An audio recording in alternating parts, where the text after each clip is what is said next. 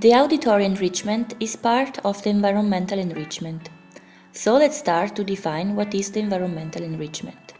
Environmental enrichment can improve biological functioning, measured as increased lifetime reproductive success, increased fitness, or improved health.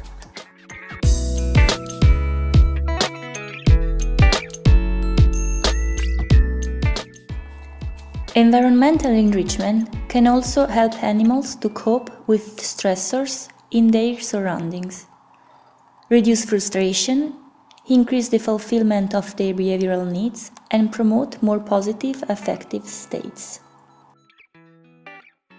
Newberry defined environmental enrichment as an improvement in the biological functioning of confined animals resulting from modification of their environment.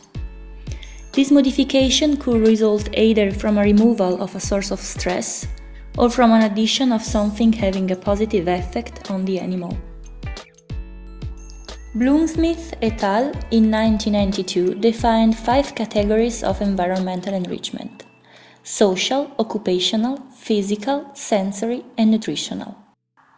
Auditory enrichment is part of the sensory enrichment, together with visual, tactile, and olfactory enrichment. When considering the use of auditory enrichment, the excellent hearing of cows, compared with humans, should be taken into account. The hearing range of humans lies between 20 and 20,000 Hz. Cattle lies between 23 and 35,000 Hz, nearly double the frequency range of humans.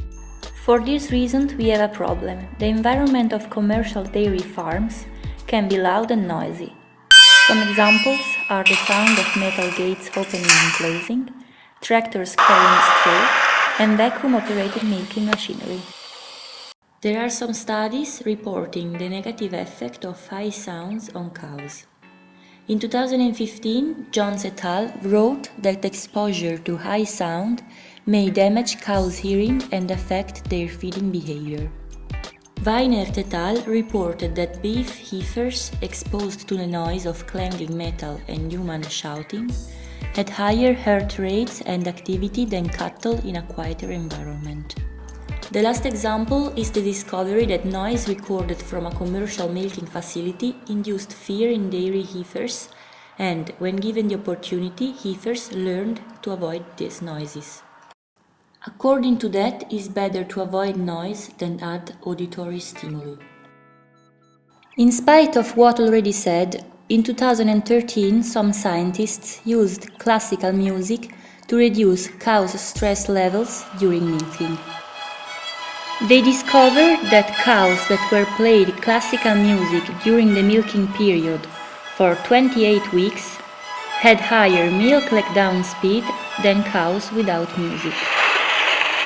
The time needed to milk a cow with classical music was 6.27 minutes instead of 6.68 minutes. Critical points of this study. The authors did not control for the effect of classical music on the workers, but it is possible that music affected their handling of cows. They also did not measure stress levels in the cows. For this reason, the association between classical music and stress levels cannot be clearly determined. Other scientists exposed cows in the milking parlor to playbacks of cow calls. The broadcast of calls started just as the cows entered in the milking parlor and ended when the last teat cup had been placed on the last cow. They found that milk letdown during the first 2 minutes of milking was higher in the treatment group.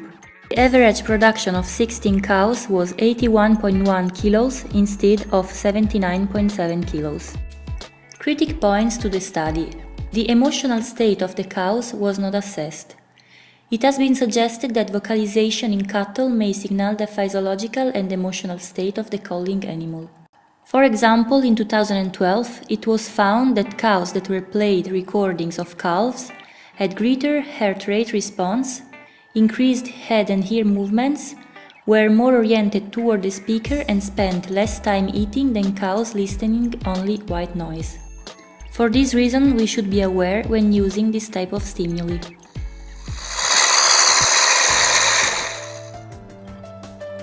Conclusions. Today we learned that we should be careful when adding sounds to the farm environment, and that since cattle have such a good sense of hearing, it is better to reduce or remove noise than adding other sounds.